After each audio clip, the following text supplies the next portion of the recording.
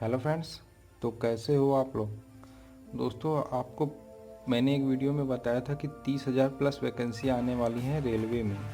तो इसके लिए आपको कमर कसने को मैंने बोल दिया था और उसमें बता दिया था कब नोटिफिकेशन आएगा, कब अप्लाई ऑनलाइन का फॉर्म भरा जाएगा और कब एग्ज़ाम होगा और कब रिजल्ट आएगा। तो उसके बाद मैंने आपसे कहा था मैं और वीडियो इंडियन रेलवे का आप देने वाला हूँ, जिससे आप आसानी से इस रेलवे एग्ज़ाम के बारे में जान सकें और क्या क्या कैसे कैसे इसका सिलेबस होता है। तो इस वीडियो में आपको आरआरबी एग्ज़ाम का सिलेबस एंड पैटर्न बताऊंगा और एग्ज़ाम स्ट्रेटजी बताऊंगा। 2017 का 30,000 प्लस वैकेंसियाँ हैं इसमें। तो जो मैंने पोस्ट बताया था इसके पहले वो कुछ इस प्रकार से था: ticket collector, train clerk, junior come typist, account come typist, commercial clerk, ticket exam and many more, ये पोस्ट आ सकते हैं। और क्वालिफिकेशन में था हमारे 10th पास, 12th पास, डिप्लोमा। और एज बताया था 80 से 40 तक। और एग्ज़ाम बताया था अक्टूबर या नवंबर में, और अप्रैल एम नोटिफिकेशन आ सकता है। अप्लाई और वैकेंसियाँ जो है 30,000 प्लस है, बहुत बड़ी वैकेंसीज कही जा सकती है। तो इसके हिसाब से भी बहुत अच्छा एग्ज़ाम हो सकता है ये आपके लिए। तो ये वीडियो मैं आपको बना रहा हूँ सिलेबस के बारे में बताने के लिए। तो चलिए देखते हैं कैसा रहने वाला है आरआरबी एग्ज़ाम सिलेबस 2017 का पैटर्न। दोस्तों, मैं आपको बता दूँ रेलवे का एग्ज़ाम होता है वो शुरू से जैसा होता रहा वैसे ही होता है, उसमें कोई पैटर्न चेंज नहीं हुआ है। 100 क्वेश्चन आते हैं, 100 नंबर के होते हैं। और उसमें सबसे ज़्यादा आपके जीएस के पोर्शन रहते हैं, जनरल साइंस के और जनरल नॉलेज के पोर्शन रहते हैं। मैथ के पोर्शन वही 20 नंबर या 20 नंबर आ जाते हैं, और 20 रीजनिंग के भी आ जाते हैं कभी कभी, नहीं तो कभी कभी 30 नंबर में मैथ और रीजनिंग दोनों रहता है। 70 नंबर आपका जीएस और उसमें सब मिला के दे देता है। तो चलिए जीएस का सिलेबस जानते हैं क्या रहने वाला है। जीएस का सिलेबस सामान्य जागरूकता इसे बोलते हैं। पहला आपका भारतीय राजनीति।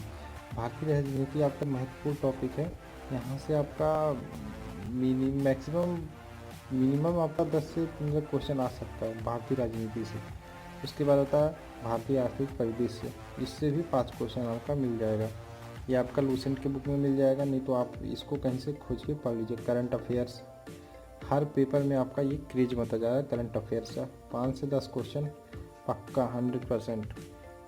इतिहास और भारतीय संस्कृति, ये आपका 10 से 15 क्वेश्चन आपके रेलवे के एग्जाम में आ सकता है। भूगोल, भूगोल से भी 5 से 10 रख लीजिए। उसके बाद आता है भारतीय संविधान, 1 से 2 क्वेश्चन पक्का 100%। ये इसमें पूछ लेता है कौन सा अनुच्छेद अनुच्छेद, यही सब पूछता है भारतीय संविधान से। उसके बाद था विज्ञान एवं प्रौद्योगिकी। तो विज्ञान एवं प्रौद्योगिकी में आपका फिजिक्स भी आ जाता है, केमिस्ट्री भी आ जाता है, बायोलॉजी भी आ जाता है। तो इससे आपका 15 से 20 नंबर आपका क्वेश्चन पक्का रहता है, क्योंकि रेलवे का जो होता है पोर्शन उसमें फिजिक्स मतलब विज्ञान एवं प्रौद्योगिकी से बहुत अच्छा क्वेश्चन उठाता है। आप किसी भी सेट में देख सकते हैं। उसके बाद आता है 1-2 क्वेश्चन खेल का आ जाता है। लेखक, कौन सी पुस्तक को किसने लिखा, ये आ जाता है। ज़्यादा कठिन नहीं आता, लेकिन फिर भी 1-2 क्वेश्चन पक्का रहता है। महत्वपूर्ण तिथियाँ, जैसे 1 दिसंबर को गया था हिंदी दिवस, और 25 को वो यही सब पूछ लेता है कि इस तारीख को कौन सा है। तो और भारत के पड़ोसी देश के बारे में आपको जानना बहुत ज़रूरी हो जाता है रेलवे के सिलेबस के आधार पर। उसके बाद आपका आता है अंकगणित। अंकगणित आपका 30 नंबर का आ जाता है, कभी कभी 30 नंबर में आ जाता है। तो उसमें रीजनिंग भी ज़्यादा रहता है, नहीं तो आपका 20 नंबर अंकगणित का पक्का रहता है। अंकगणित का जो सिलेबस है उसमें सरलीकरण, सिंप्लीफिकेशन, परसेंटेज, लाभ हानि, एडवांटेज एंड लॉसेस, अनुपात, रेशियो, एवरेज, आयु संबंधी प्रश्न, साधारण ब्याज, चक्रवृद्धि ब्याज मोस्ट इम्पॉर्टेंट है रेलवे के बेसब्यू से। इसमें से 1-2 क्वेश्चन पक्का रहता है, एक साधारण ब्याज का, एक चक्रवृद्धि ब्याज का। समय व दूरी, समय व काल, ये अंकगणित का जो सिलेबस है। ज़्यादा वैसा सिलेबस नहीं है, आप इसमें सिंपल क्वेश्चन लगाइए और थोड़ा हार्ड भी वैसा भी लगा लीजिएगा, जो आपको बहुत। और प्रैक्टिस सेट, जितना प्रैक्टिस सेट सॉल्व करेंगे उतना आपके लिए एडवांटेज रहेगा। अब रीजनिंग का जो पोर्शन आता है उसमें आपका ये रीजनिंग, आप रीजनिंग की एक बुक ले लीजिएगा रेलवे का अलग से, लेकिन मैं कुछ टॉपिक्स बता देता हूँ, क्योंकि रीजनिंग में मैं उतना बता नहीं पाऊँगा। उसमें समरूपता, अंकगणितीय तर्क, अंतरिक्ष दृश्य, समस्या सुलझाना, रिश्ते, निर्णय लेना, दृश्य, स्मृति, समानता व अंतर। ये रीजनिंग के कुछ टॉपिक है जो इम्पोर्टेंट है, और रीजनिंग के जो कुछ टॉपिक है उन्हें छोड़िएगा मत, पढ़ लीजिएगा, क्योंकि ज़्यादा वो इससे कठिन नहीं आते। थोड़ा सा दिमाग लगाएंगे तो रीजनिंग आपका सॉल्व हो जाएगा। तो ये थे रेलवे का जो पोर्शन है, मैंने आपको बता दिया। अब बता देता हूँ मैं जो कट ऑफ जाता है, कट ऑफ के बारे में मैं आपको बता देता हूँ। रेलवे का जो कट ऑफ जाता है, तो कट ऑफ मैं बताता हूँ आपको। 2012 का जो कट ऑफ गया था जनरल